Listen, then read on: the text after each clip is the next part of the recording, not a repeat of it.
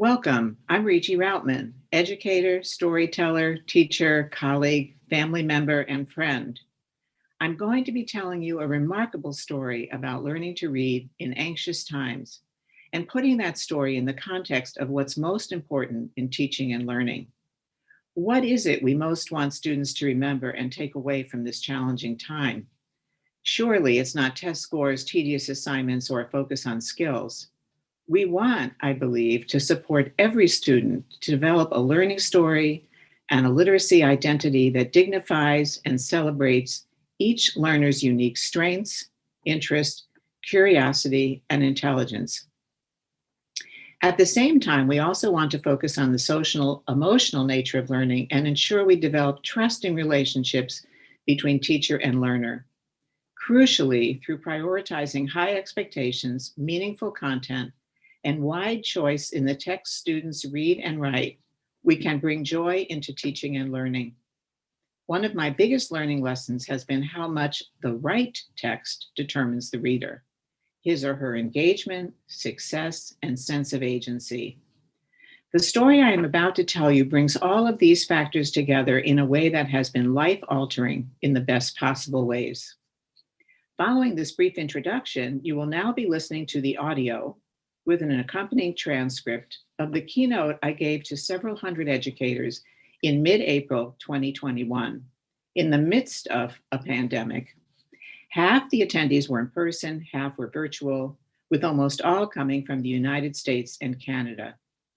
The keynote begins here, just after I have been introduced by Dylan Toit, esteemed colleague and executive director of the Plum Creek Literacy Festival. You will hear me referring to slides and handouts in this talk. These are available to you here. Let's begin. He had a job as a custodian at a marketplace. He had just lost his job. He was feeling very anxious, lonely, and vulnerable. My relationship with him, he's an extended family member that I saw about twice a year. I really didn't know him that well. I knew he had some kind of a disability. I knew he had difficulty with reading and writing because I would send him a birthday card every year and I would print it carefully and, not use big words on it. I really didn't know whether he could read it or not. But when he asked me that, I said, of course I'll help you. And so that started our twice weekly tutoring, excuse me, that has been going on now for 10 months. And I expect it's going to go on quite a bit longer.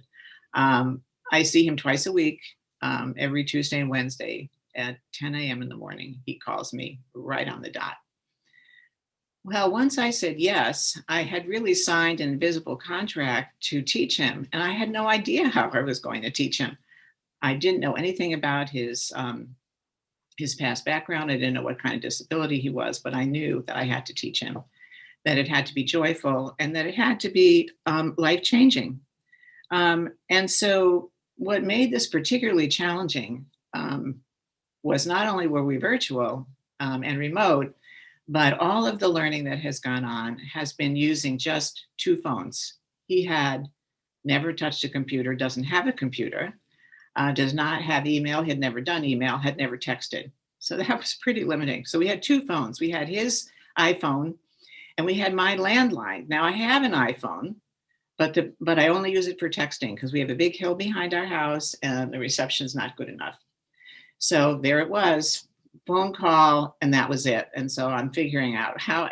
I had no idea how I was going to teach him, but I knew that I would teach him. My background as a reading recovery teacher, as a reading specialist, I'm also certified to teach children with learning disabilities. All the professional learning that I've done over many, many decades, I knew that I would figure out a way to teach him. I just had no idea what it was. And I didn't want to lose he's very anxious. I didn't want to lose his interest and his attention. So where we started was, and then the other thing I did was I mailed him about a dozen self-addressed stamped envelopes, some paper, he had pencil, and that's about it. That was what makes this story really kind of wonderful in a way, because he has learned to read from not being a reader. So I want to tell you how that happened because it's quite exciting. So I used my reading recovery training, and I think as we want to do with all of our students, no matter what age they are, just kind of find out what his strengths were, not what he couldn't do, but what he could do. And so we started off, I asked him what he liked to do, and I found out a CD player. He loved music. He liked rock musicians. And he was at that time listening to one of his favorite musicians. And so we started with a book called Pete Townsend, Who I Am. He had the audio. I went out and bought the book, and we just talked about it. We agreed how much he would listen to, how much I would read, and then we talked about it. And I found out he was very smart. He has an ironic sense of humor. He listens to the news. He's highly intelligent. And yet, all of his life in school, I learned in the course of our discussion, he had been in special ed all his life. He had not graduated high school. I didn't ask him any questions. I didn't give him any tests. It really didn't matter what his level was. I had to teach him. And think about this. It is loving books, not leveling them, that makes the reader. So there's a place for leveling, but not here. And actually, when I asked him what kind of books, he had never read a whole complete book, what kind of books he thought we should start with, he said picture books. And I thought, this is a highly intelligent person. This is not going to dignify his intelligence.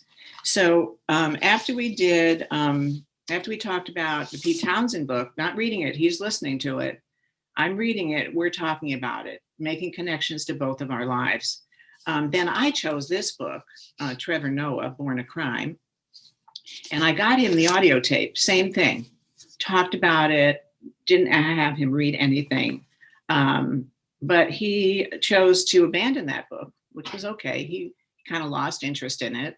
And at the same time, what I was doing in terms of, again, using my reading recovery training, was finding out what I could about him. And I guess the only assessment I really did was this one, where I asked him to write all the words that you can read and write.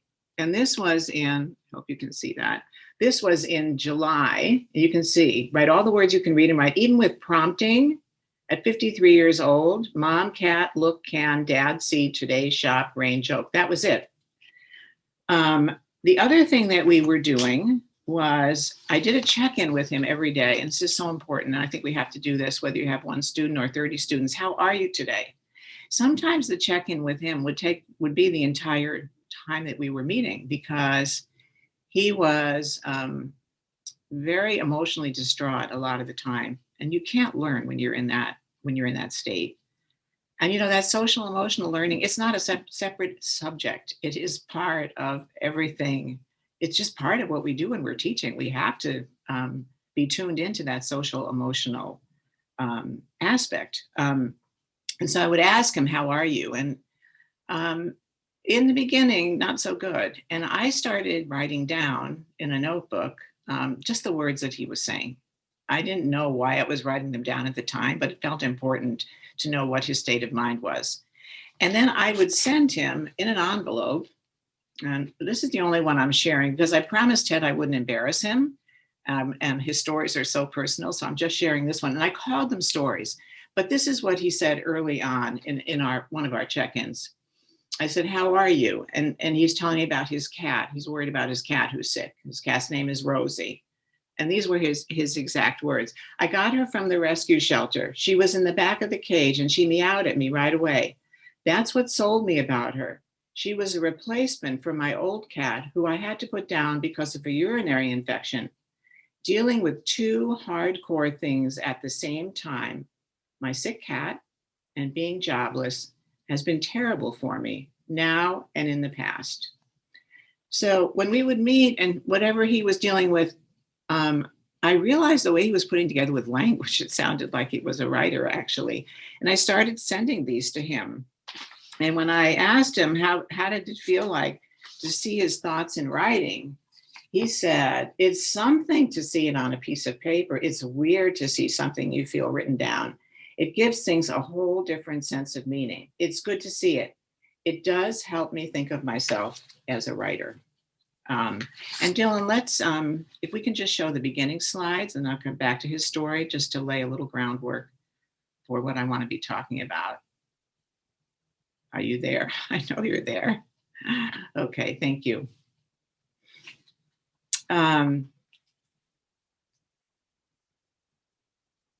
You have a packet of handouts, and not all of the handouts are related to this talk.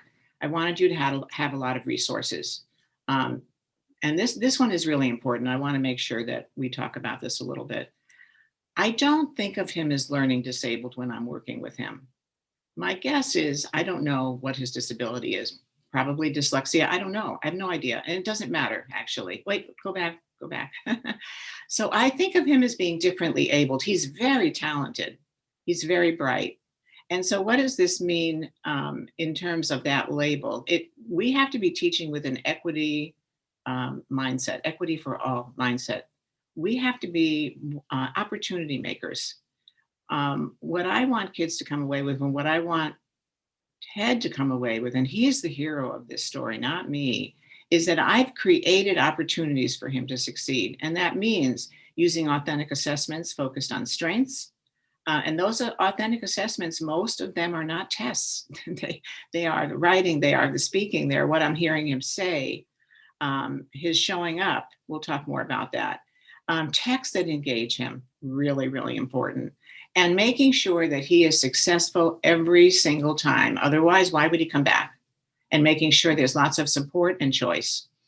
Also that strategies and skills are embedded in familiar text, and I'll be talking more about that. And lots more shared reading and shared writing, and very high expectations for what's possible. What I learned about Ted was expectations for him all his life, at least for literacy, had been so low that he really didn't believe that he could do what he's doing now.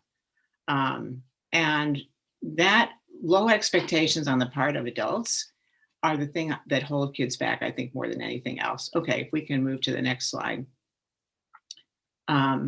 What the changing face of American social problems shows is that people are the same, pretty much the same, whatever the color of their skin or their background. Give them reasonable opportunities for economic and personal advancement, and they will thrive. Deprive them of those opportunities, and they won't. I believe that. And I think, the inequity that we're dealing with in this country can only be fixed by education. It has to start there. Okay, if we can go to the next one. This was a tweet that I did in October. One of my biggest challenge, and this is while I was working with Ted, one of my biggest challenges and biggest learnings was how much the right text mattered for the learner's engagement, efforts, stamina, success, and stamina. I didn't mean to put that in twice. To find the right text, I had to get to know the learner, his strengths and his interests, not his level or label. Okay, we can go back to full screen.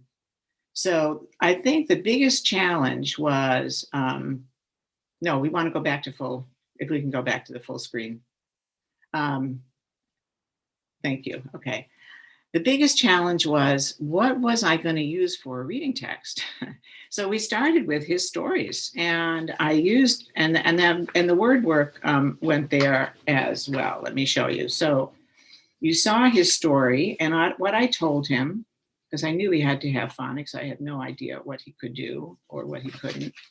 But we took, I told him that there were 37 rhymes, R-I-M-E-S, and that they made up thousands and thousands of words. And if he could learn these, if he could apply these rhymes. So I took these right from his story, like got, we were looking at ot, and back. It was like I got my cat and she was in back, and then right.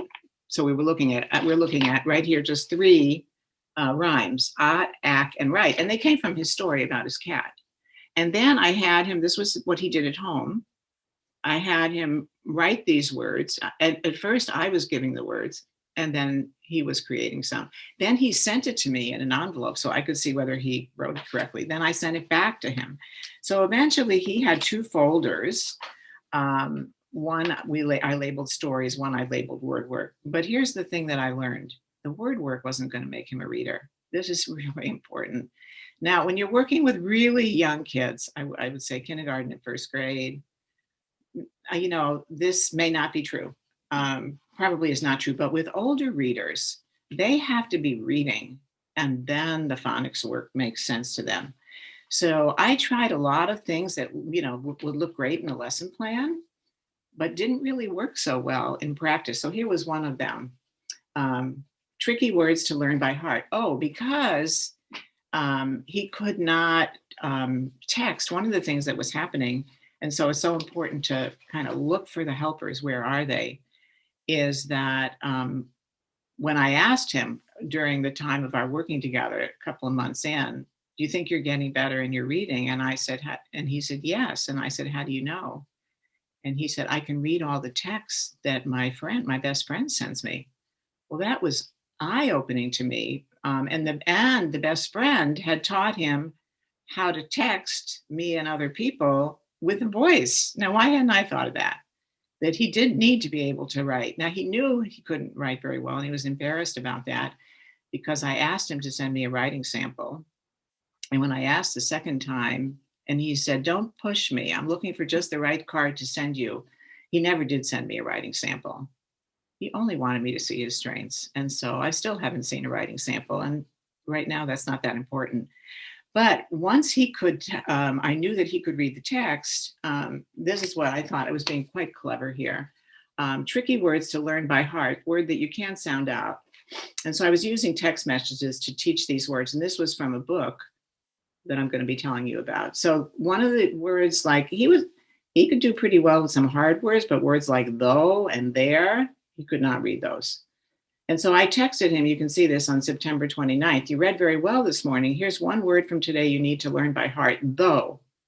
Here is though in a sentence. It seems as though you are proud of yourself as a reader. Look at the word carefully, though. Say it out loud, though. And then the next day, we meet 2 days in a row, there. Here is the learn to heart word from today, there. There were only 3 boats in sight now. Look at there carefully, say it out loud, read the sentence again. Now, this might look really good in a lesson plan, but he didn't pay any attention to it. He really didn't. So I stopped doing it and realized, came to the realization that it's through the reading that he's going to pick up all these words. There's going to be thousands and thousands of words that he needs to read. But what was the text that we were going to use?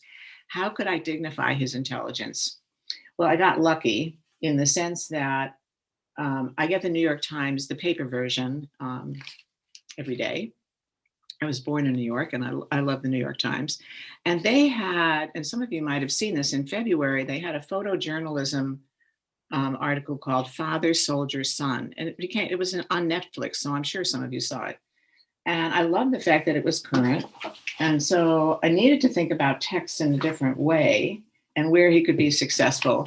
And what I loved about this photojournalism article, and I'm not going to read it, but you can see there's pictures on one side and there's the text on the other side. And there's not a whole big page of text. And so that's how we started. So I had a neighbor that also gets the New York Times. And so I got that photojournalism piece. It's about 50 pages, sent it to him. So he had a copy in front of him. Initially, I started reading and had him follow along. And that was very powerful, but I had to read very slowly, word by word. And then eventually picked up the pace. And I would do what we call oral close. So I would stop at a hard word and expect him to fill it in. And because he was so bright, and because he was paying attention to the story, and the story was perfect for him, it was about somebody overcoming challenges that had a lot of tragedy, but also a lot of love in his life, that he could relate to all of that. So oral close, where I would be reading a sentence, and then I would stop and wait for him to fill in a word, and he had it right in front of him. That worked really well because I wasn't expecting more than what he could do. And he really, really liked this story. But I was doing almost all the reading at that point. And I'm thinking, you know what? He's never read a book. Okay. He has to read a book. I want him to have the satisfaction of having read a whole book. And what would that book be? And I thought hard, and I've read a lot. And I thought the perfect book might be this one. and I got a used copy, Ernest Hemingway's The Old Man and the Sea. It's about 120 pages. And if you know Hemingway, and I know a lot of you do, the language that he uses, and that's what he's known for, is not writing in big complex sentences. He won the Nobel Prize for Literature, so he's a brilliant writer. But I thought it might be something that Ted could tackle if we read it together. If I read a paragraph and then he read whatever he could. And I believe, and I think we have to have this philosophy. If your administrator is working with teachers or teachers working with kids, do the best you can. I'll help you with the rest. I really believe that. So we were working on that book, and it took us it took us about 2 months to finish it. And but he was very, very excited when we did finish it. And I went out and got him this is like a collector's copy of The Old Man and the Sea. He was very proud. And in the interior of it, you have Hemingway's draft, which we both got a big kick of his Nobel Prize acceptance speech. And he was pretty thrilled to have that. That was kind of our celebration of him being a reader, that he had finished his very, very first book. One of the big parts of that I want to talk about is when we did our check-ins, and that was where we started, I had to, take him the way he was. And some days he was in pretty rough shape. And that's when I started, writing down all of his, what we called stories. But I also realized that a lot of us have tough lives and we're experiencing anxiety. And if I had volunteered my time to work with him, he had a contract to show up, the same as I had a contract with him to show up. And one day, when his cat was sick, he called me. I think this was after we were working together. Not more. It wasn't very long, maybe 6 weeks or so. And he called me at the time we were supposed to meet. And he said, I have to cancel today. My cat's sick. I'm taking her to the vet. And I was very understanding, even though I had set aside that time. Oh, sure, I understand. He's had his cat a long time and loves this cat. No problem. I'll see you tomorrow. The days that we meet on Tuesday and Wednesday. Wednesday comes at the time he's supposed to call me. He takes the responsibility to call me at 10 a.m. And it's 10 o'clock and it's 5 after 10 and 10 after 10. And he hasn't called. And he finally calls at about close to 10:15. And he said, you know what? I can't make it today either because I'm feeling really anxious. And I said, you know what, Ted? I'm feeling anxious too. And I've set aside this time for you. And I need you to show up.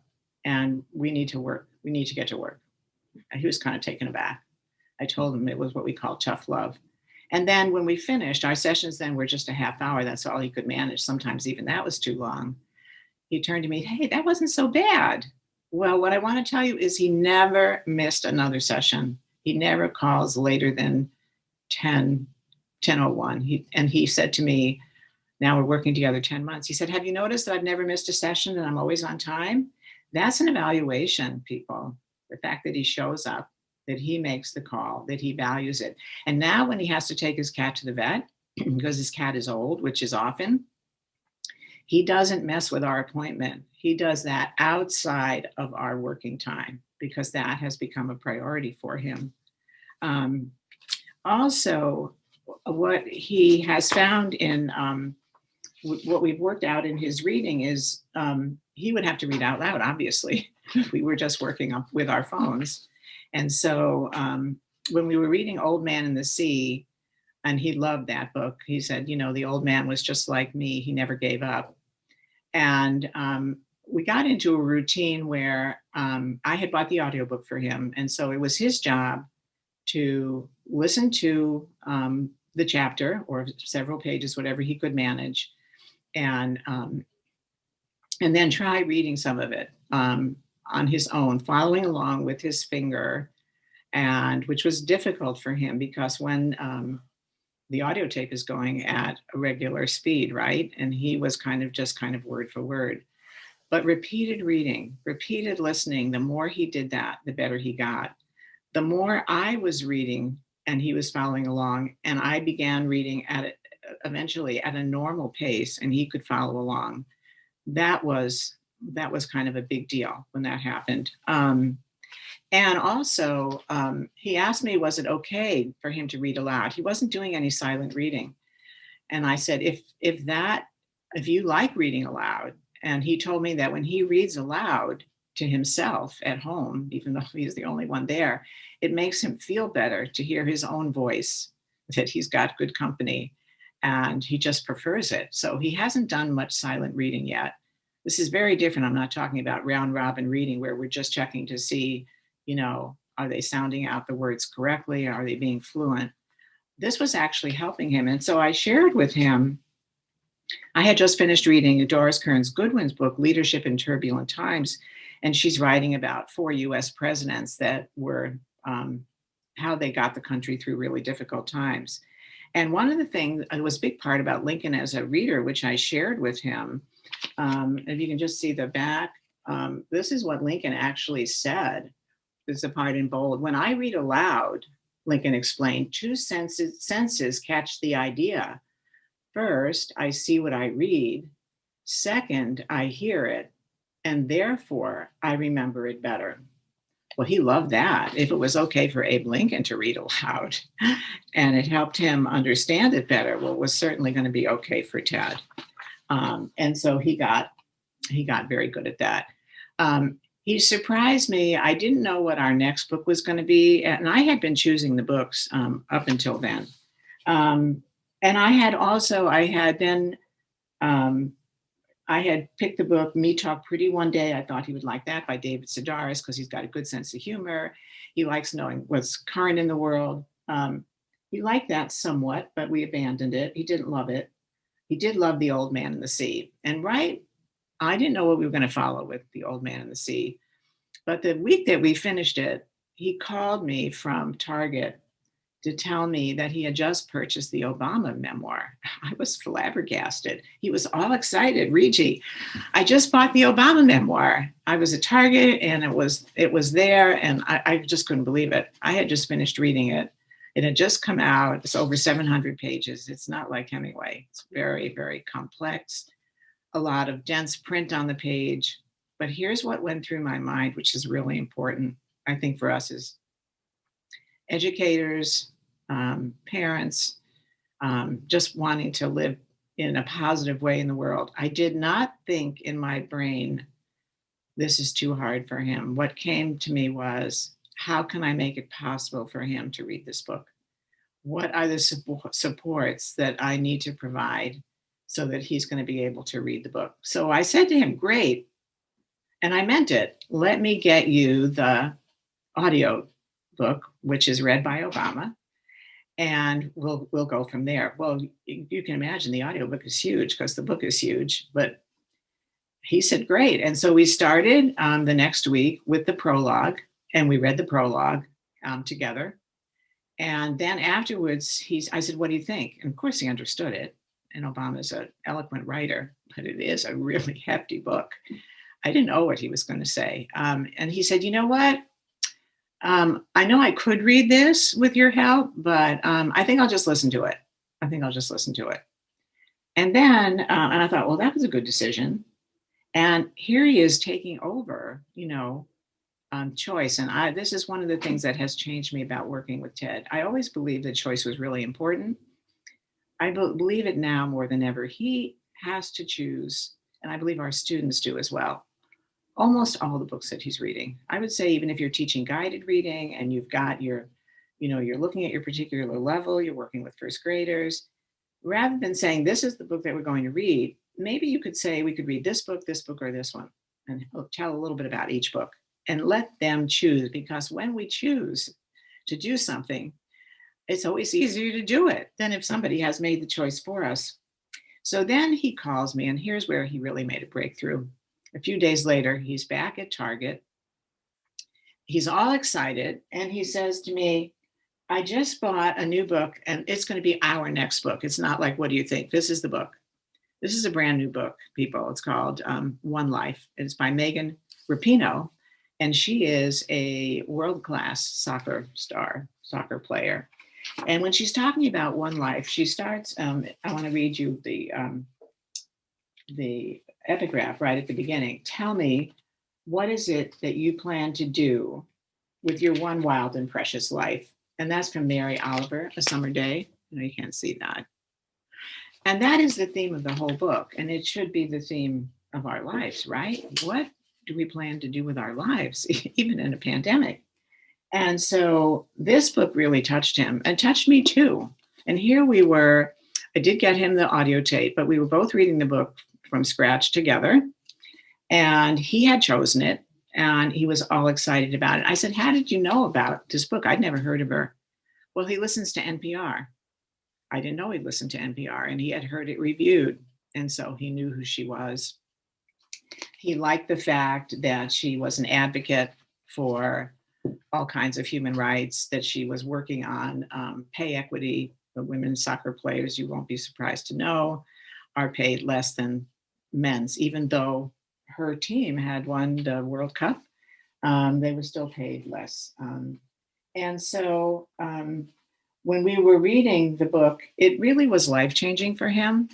I would say for me too, by the way he reacted to it, because he said, well, here, now you can see the epigraph there a little bit better. But one of the things he said to me just a couple of weeks ago, because we're still reading this book now, he says it would be interesting to have a conversation with Megan from reading the book and the article, which I'm going to show you. She's nice, she's kind, gentle, and respectful. I think she would understand what I'm going through. I mean, and isn't that why we read? It's why I read literature, to help make sense of my life, to become, I don't know, smarter, wiser, more empathetic, all of the above. And I found myself looking for texts for Ted and helping him think about where are the texts. So he is, they're everywhere. There's newspapers. There's, I said, when you're watching cable news at night and you see the boxes, where the news host is reading, like what I've been showing you, you can read along now. The more you read, the better you're going to become. Lots of times he ignored. He would just show up and he hadn't read, he hadn't practiced. And so we talked about that. You're not going to get better if you don't practice. You can take a tennis lesson from the best coach in the world, a music lesson from a highly talented musician. And if you don't practice, guess what? You're not going to get better. He did not take that seriously for a while. And so one day I said to him, Ted, you know how I've been telling you how well you're doing, because you're doing great as a reader. But I noticed this week you kind of fell back a little bit, and I'm guessing that you're not practicing home. You're not practicing at all at home. And he said, yeah, I've been busy. And I said, you know what? I've been busy too. I've been anxious. If you want to become a better reader, you have to read.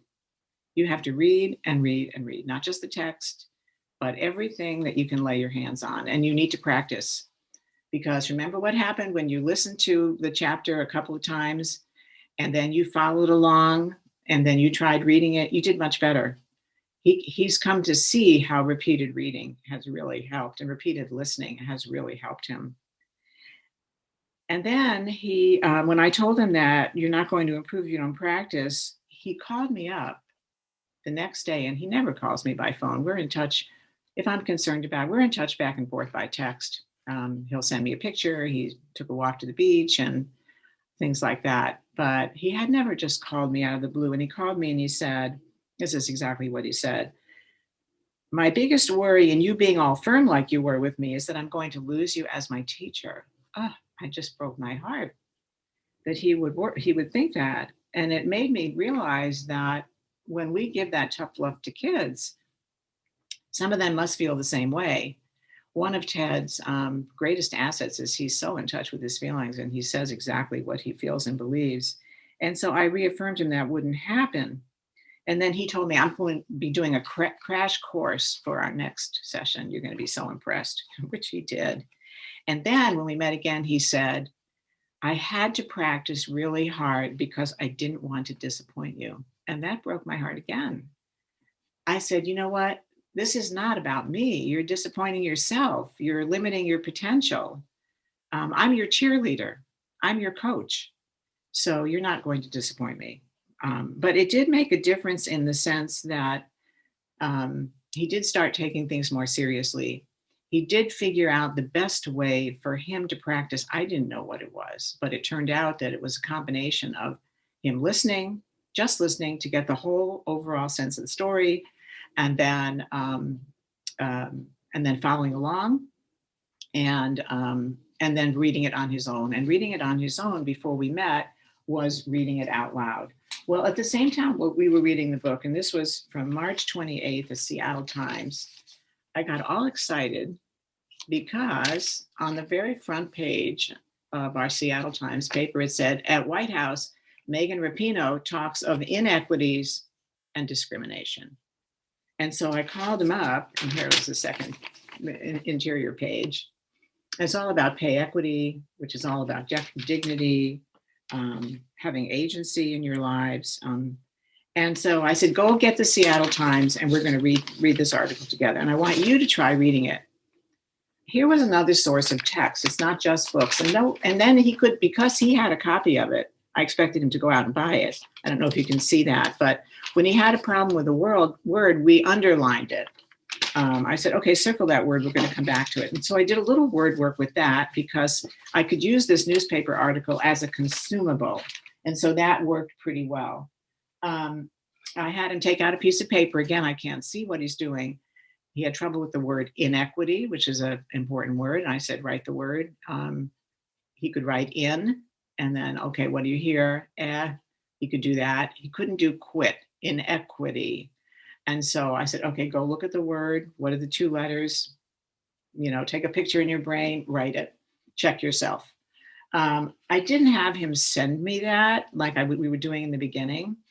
When we were working on rhymes, onsets and rhymes, because it wasn't worth the time. What I learned, I think my biggest takeaway was when you find the right text and with the right support, kids will learn to read. Now, it's not quite that simple, but it's not as complicated, I think, as we have made it. We are now in this book. We'll finish this probably in a couple of weeks, and he knows exactly what he wants to read next. He told me that this book, Born a Crime, which we listened to, he said, I already, we just listened to it. We didn't read it. And Trevor Noah is somebody that he admires and likes and writes with a lot of humor. So that's going to be our next book. But Megan Rapinoe has been a sort of a role model for how he would like to kind of live his life in the sense of having the courage to stand up for injustice. She's an anti-racist. He would like to become an anti-racist. But the books have been fabulous for getting him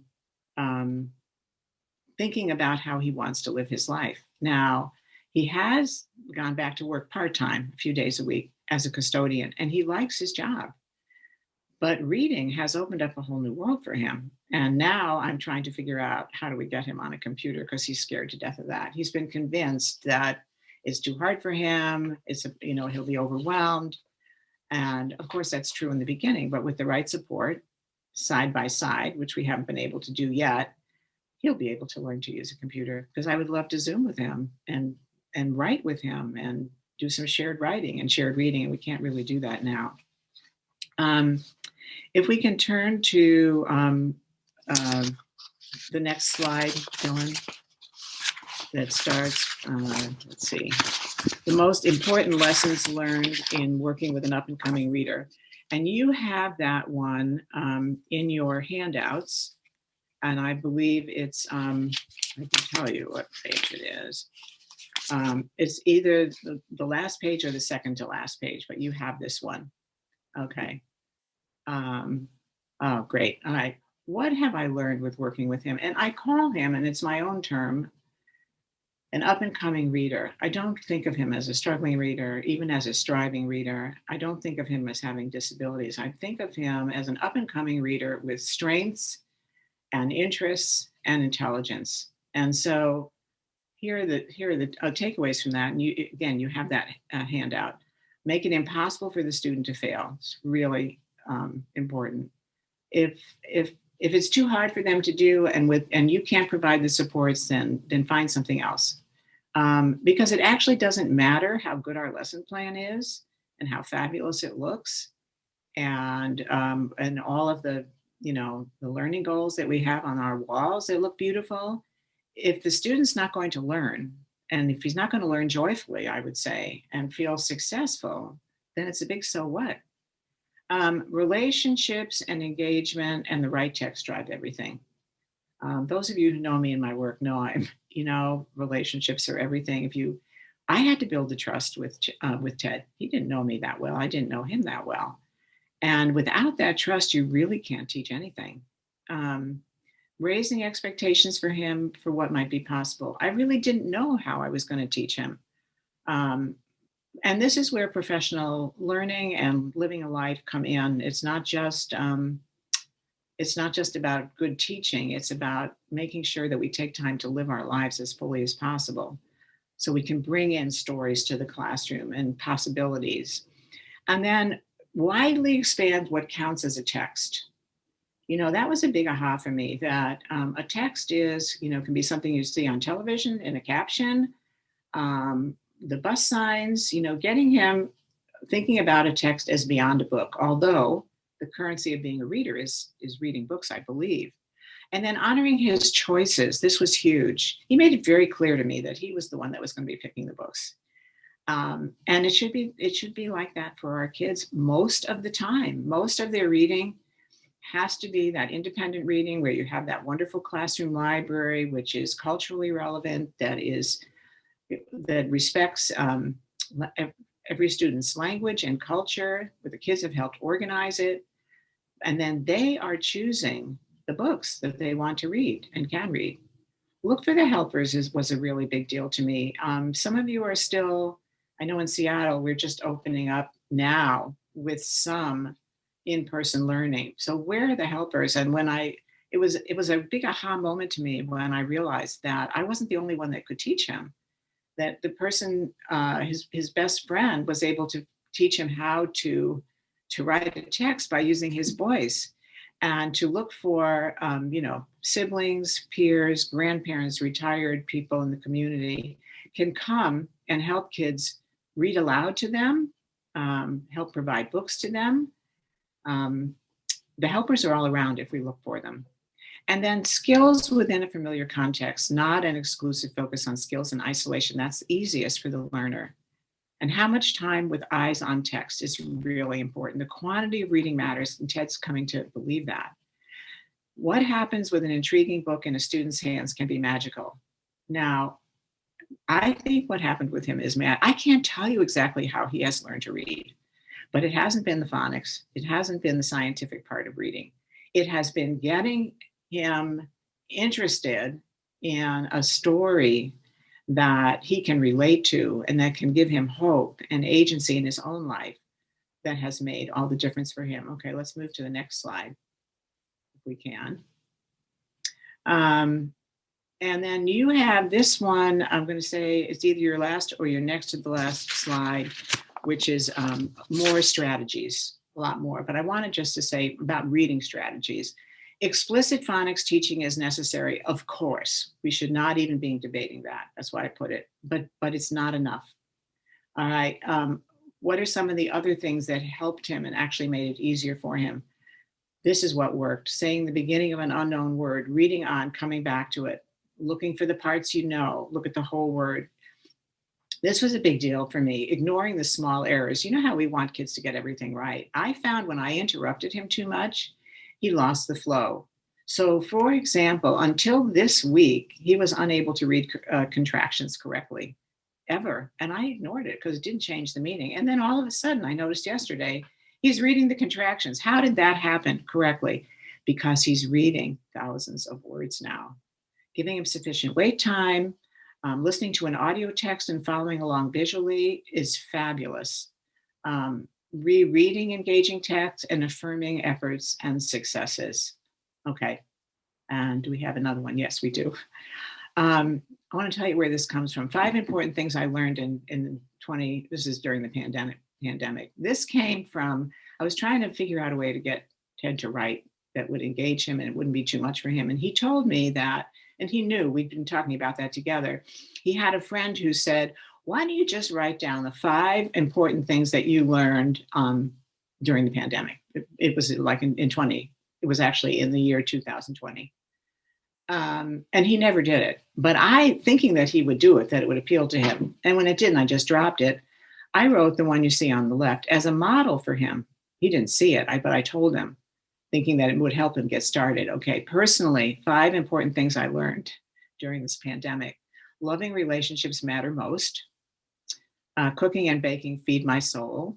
Walking in nature reduces my anxiety. Daily chocolate is a necessity. Yes. And I find out that I wanted to write another book. So I'm thinking about that. But professionally, for you, for us, what would the 5 most important things that I learned during this pandemic? The same. The first one is the same. Loving relationships matter most. Ted and I, before he signs off, the very last thing he says to me is, peace, thank you, I love you. And I was not the first person. I don't know that I would have said I love you to him. I do now. I do love him. Because when someone says that, you can't just not say anything. So I say, thank you, I love you too. Professionally, the right text determines the reader. Okay, that was huge for me. I've always known that, but never had it pointed out. So in a way that really hit me. Create opportunities for learners to succeed. That's our job as educators, to be opportunity makers. Look for the helpers. And effective evaluation includes unconventional thinking. And let me just say a little bit about that. Well, let's go to the next slide and I'll come back to that. Yeah, go. I think there's one more. Is there? Oh yeah, this is, I believe this now. I don't know if I believed this last year. I believe we have to love our students as unique beings striving to make their way in a complex world. Love goes beyond caring and bonding to truly seeing, celebrating, and building upon each student's unique strengths and interests. With loving support and professional skill, they can soar. And so I do believe we have to love our students. I used to think, and so yeah, we can go back to full screen now. Thank you, Dylan. I used to think that it was enough to bond with them, that it wasn't possible to fall in love with all of them. And I've changed my mind. I think we have to love them in some way. They have to know that we deeply, deeply care about them. And we need to evaluate them in ways that are going to be successful for them. If I were to give Ted a reading test now on a book, he'd probably fail it, because what would happen is he'd mix up on a couple of words and he'd lose his, he'd lose his place, and he'd have a number on his chart somewhere, and he's a failing reader. And actually, he's a fairly fluent reader. He still needs a fair amount of support, but I'm thinking that in 4 or 5 months, he'll be able to read anything. I have no doubt of it. I have no doubt of it, because now he's in the habit of reading. He's in the habit of reading. The other thing that tells me he's going to be now a lifetime reader is he has I had talked to him and he said, no, I'm not interested in that, about having a bookshelf. Like you see my books, some of my books, those are the things that I value most in my house, are my books. And he now has, as of about 2 weeks ago, he sent me a picture. It was just so heartwarming. He wanted me to know that he had created a bookshelf. He now has books, the books that we've read and that he's listened to. And he also has his audio checks there. And that's a really important piece, that the audio, I think I had not given enough credit to. Without the audio text to follow along, he would not have been able to become a reader. Because don't forget, all we had was 2 phones. That was it. And it didn't matter. We were still able to make this work. The other thing is, it was really important. These check-ins were really, really important. And I think that's a hard thing to do when you're teaching remotely and you have a lot of students, but we have to do it. Even if they just write something down for themselves. How are you doing? Maybe they're feeling lousy. They don't want to share that. But that social emotional piece has to be not a separate piece, but integral to everything we're doing. Now, when we first started working together, and I think this is important, when I would ask Ted how he was, he'd say, well, you know, I'm in my pajamas and I haven't eaten yet. I haven't showered. And I said, you know what? When I come to a session with you, I'm showered, I'm dressed, I look good, I've combed my hair. It's a matter of self-respect. So you can do that. And since we had that talk, very proud, he sent me a text with a picture, and he said, hey kiddo, I got dressed and showered for you. Don't I look good? And so, you know, having that self-respect and having that agency in his life is a very big deal. I think what I want to leave you with is to lead with respect and love, to thank you and congratulate you for getting through this very difficult time in all of our lives as best we can, and trying to find joyful moments. I have to tell you that working with Ted has been the most challenging and the most rewarding teaching that I have ever done. And it has been a gift. Honestly, I can get very emotional thinking about it. It has not been, it's been hard in the sense that the planning has taken a lot of my time. And I wanted to show you, I take notes. I've blocked out his real name, but I want you to see very extensive notes. I have a whole notebook on, I'm writing down everything that I'm thinking about. I'm just going to read you some of the things here that I wrote. This was November. As his success grows, his stamina increases. He's willing to read more than one page. He's taking the lead. I wouldn't remember this if I didn't write it down. So if you're an administrator, you're a teacher, a coach, whatever where you're working, take some time, have a notebook, and when you're done with your lesson, just tell your kids, you know what, I need to write down what happened today. I don't want to lose it.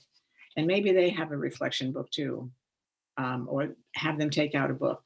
But this is my teacher researcher work. I noted here, this is November 11th, success factors for him: high engagement, choice, cheerleading him, commenting on all that he does well, skipping occasionally words that he's missed that haven't changed the meaning. Now, this is really interesting. Now that he's reading pretty well, he understands how word work fits in and why it's so important. So now is when we're really hitting the word work hard. It's almost counterintuitive. I never realized that, especially for an older reader. You need to get them reading. They've had a lot of phonics work, and it's been, you know, if it had worked, they were in the early grades, they'd be reading. But if you can get them reading first, especially the older kids, any way you can, it's going to make a huge difference. The other thing is to, you know, as much as you can, find ways to make sure that every child, every adult is successful in your life, and to take moments to celebrate what you have done as a teacher, as a parent, as a friend during these hard times, because we're all doing the best we can, and we need to practice self-love and self-compassion, and to celebrate all the victories and the small moments of triumph. Thank you for being with me today. I hope that Ted's story, our story together, will inspire you to take all the professional learning that you have and to apply it to the learner. You know, I've said this before, we're not just teaching reading, we're teaching readers. We're not just teaching writing, we're teaching writers. We're teaching human beings. And we have to do that with love and grace and patience for ourselves. So thank you. Have a good day. And it's been great to be with you. Thank you, Dylan, again.